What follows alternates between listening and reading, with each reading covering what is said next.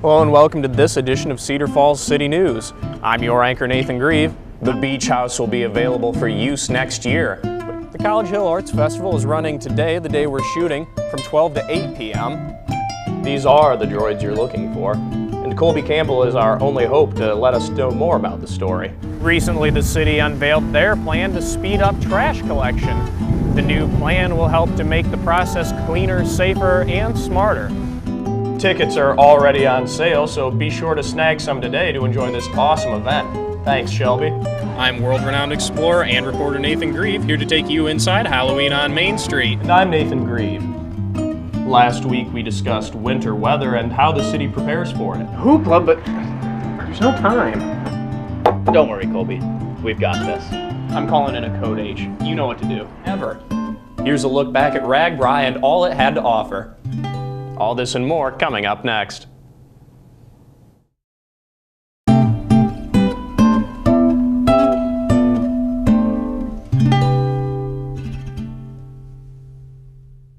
Once every decade, the date falls into a very peculiar alignment, one that might look a little familiar to both bakers and mathematicians alike. That number is 3.1415, the first few digits of pi. On March 14, 2015, the merchants of downtown Cedar Falls will be celebrating this rare event with a number of pi-themed shopping specials and fun activities. Pi can be many things. It can be the ratio of a circle's circumference to its diameter, or it could be something a little easier to swallow. Kitchen Essentials knows quite a bit about the latter and how it figures into the celebrations. At Kitchen Essentials, we are going to have a drawing for some prizes in the store, and we will be serving food that day. We will be participating and sponsoring the pie baking contest and offering up prizes for each category. It'll be a lot of fun. We'll have lots of participants. The advice I would have is everything has to be homemade, so no purchased crusts. I think, bring your best ingredients, your most original pie, your tastiest one, or the one that Grandma made that's your favorite. I'm excited to have all the people downtown participating in this event. Be sure to come downtown and participate. It'll be a lot of fun. Another kind of pie comes from Italy, the pizza pie. Tony's La Pizzeria is all set to join in the festivities with their pies. Here at Tony's La Pizzeria, we are going to partake by having a slice eating contest. One of our pizzas we are known for is our New York style pizza. It's an 18-inch pizza cut into 6 slices. Most little kids love it because the slice comes out as big as their head. So we figured out kind of a fun way to do it, have a slice eating contest for kids ages 12 and under. They can register that day, March 14th, anytime between 11 a.m. and 2 p.m., and then come back at 3 p.m. for a slice eating contest. We're gonna see how many slices their little bellies can polish off. I don't know, some little kids can surprise you. I've seen a couple little kids eat more pizza than their parents. So I think it could be pretty interesting. In addition to the pie-related fun, there's a well-known person who celebrates his birthday on Pie Day, Albert Einstein. Peekaboo Baby and Gifts is hosting an Einstein photo contest for children 4 and under. And there's lots of ways that people can get involved. If you're talented at baking pies, you can enter the pie baking contest. If you think you're really good at eating pizza, you can do the pizza slice eating contest. If you've got a little one, you can enter them in the Baby Einstein photo contest. So there's lots of opportunities for people of all ages to get involved, which is really cool. I think I'm most looking forward to the attendee participation in the event because we're encouraging people to dress up as nerds, and I think that when we have these kind of contests where the people who are attending get to get involved, they go all out, and it's fun to see that, and it's fun for the merchants too, because then it carries over into them having fun as well. It's a once-in-a-lifetime event, so I think that there's a lot of significance in that. We're never going to do this again, probably in our lifetimes. So that's kind of a big deal, and it's unique. We've never done a lot of these activities before, which is exciting. Of course, everyone has a different pie that they like best. My choice is one covered with pepperoni and mozzarella cheese. My favorite pie would be a dark chocolate cream pie with lots of whipping cream and chocolate curls on top and a wonderful graham cracker or even a chocolate crust. That would be my favorite, most delicious pie. I would have to go with my grandmother's homemade cherry pie with the fresh cherries picked off the cherry tree. It was always a pain because we'd always have to help her pit all the cherries, and I swear it took us all day to make one pie, but it was so good, especially with the fresh ice cream. No matter what your favorite pie might be, there's something for everyone in downtown Cedar Falls, so make a rational choice and check it out all day on March 14th. For Channel 15 City News, I'm Nathan Greve.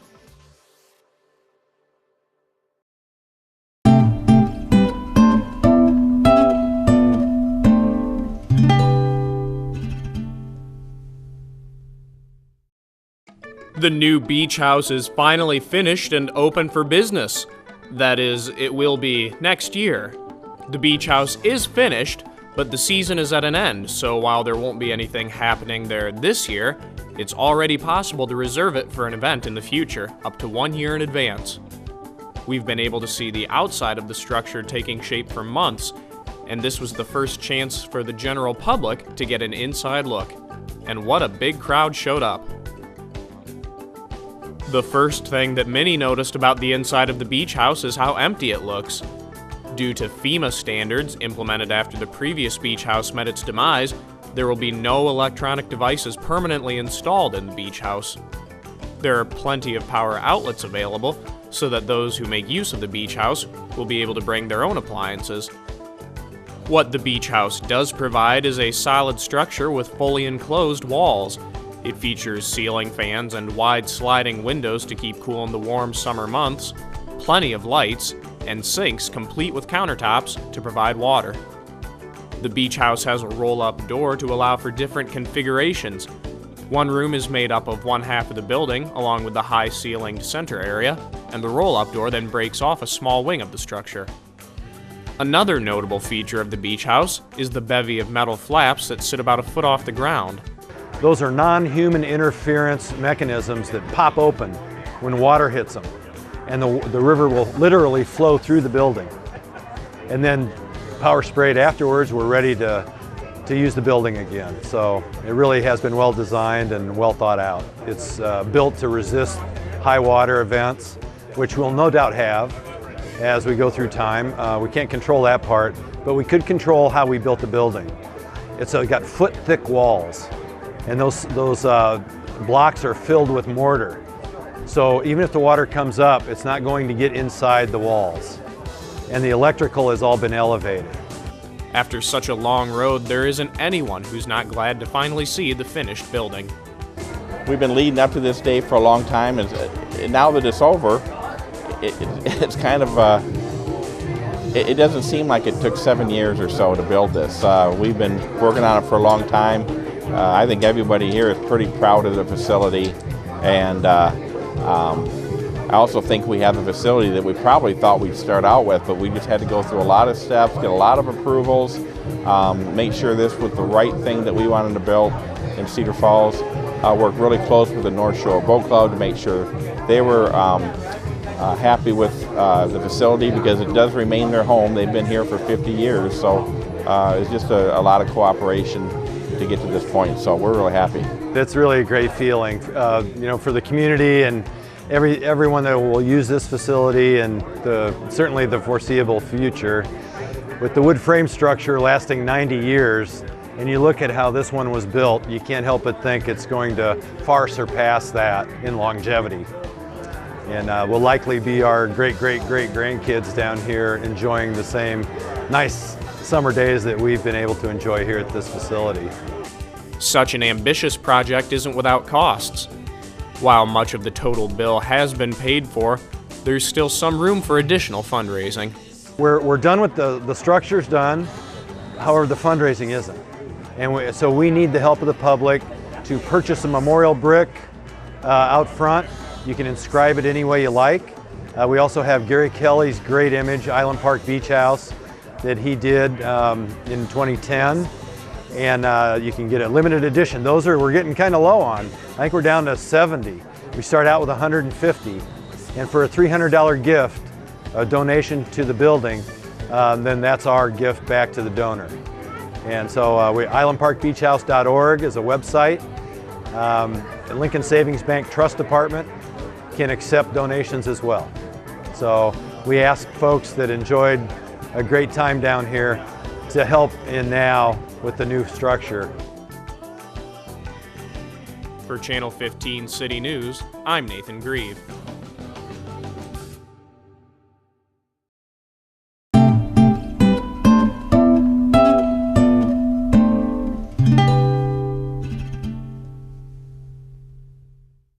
Since the last time we talked about driving in winter weather, we've had quite a bit more snowfall. With that in mind, we thought that it would be helpful to run another segment on winter driving. This time we'll be talking about basic automotive physics. To understand how your car will react in different situations, it helps to have a working knowledge of physics. In fact, you probably have that knowledge already, but you've just never applied it to this situation before. Let's take a look at the laws of motion.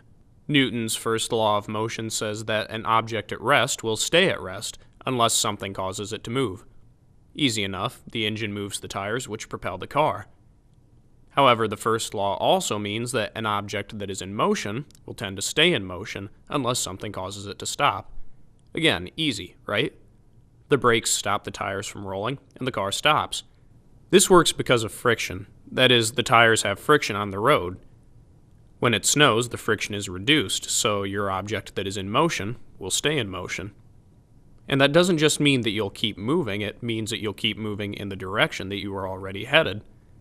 In most cases, this means you'll be moving in a relatively straightforward path. So when you try to hit the brakes and there's no friction, you simply slide in the direction you were going. What are ways to remove this problem? First, know if your car has anti-lock brakes. They'll help to keep your tires moving rather than simply locking up. If you have stability control, your car will analyze data to keep you on what it calculates your path to be, which is helpful if you're turning and braking at the same time. Of course, the best ways to deal with this forward momentum come from how you drive. Give yourself plenty of time to make maneuvers and come to a stop. The first law of motion also explains why you can get stuck in snow when you've been parked. When the car is at rest, it's going to stay that way unless something causes it to move. Normally, your tires against the ground will move you forward, but the slick snow means that you'll sometimes find yourself moving nowhere. Luckily, we can use the first law yet again to get unstuck. Make the most of any movement that you are able to make. If you can back up just a few inches or move forward a few inches, you should be able to use the momentum you gain from moving back and forth to clear a path a little bit at a time. Eventually, you'll be able to build up enough momentum so that your object in motion stays in motion, right out of its parking spot and hopefully onto some drier ground where the tires can find purchase. Another thing to talk about is your gas pedal and how you use it. When you have a rear-wheel drive vehicle, you'll need to be slow and deliberate when you get on the gas, otherwise you can easily fishtail. In this 4x4 SUV, the power is biased towards the rear. See how much I have to fight the wheel when I push the pedal to the floor? Now imagine the same thing, but on a road with other cars or people around. It's easy to see why you want to be slow on the throttle. If you have a front-wheel drive car, you won't experience this problem to the same extent. Since your tires that are steering are also the ones powering the car, you're never going to overpower your steering and you won't go into a slide. In fact, staying on the gas is the best way for you to avoid spinning out in a front-wheel drive car. If you're close to spinning in a front-wheel drive car and let off the gas, you can cause a weight transfer which leads to the rear tires losing traction. This is called snap oversteer and it can be very dangerous. The best way to learn about how to drive in the snow is simply by doing it. Try finding a parking lot or another large open space where you can explore how your car is going to respond to different situations. You can learn a lot about how it's going to handle at the limit, and you'll have a better idea of what to expect when you're on the road.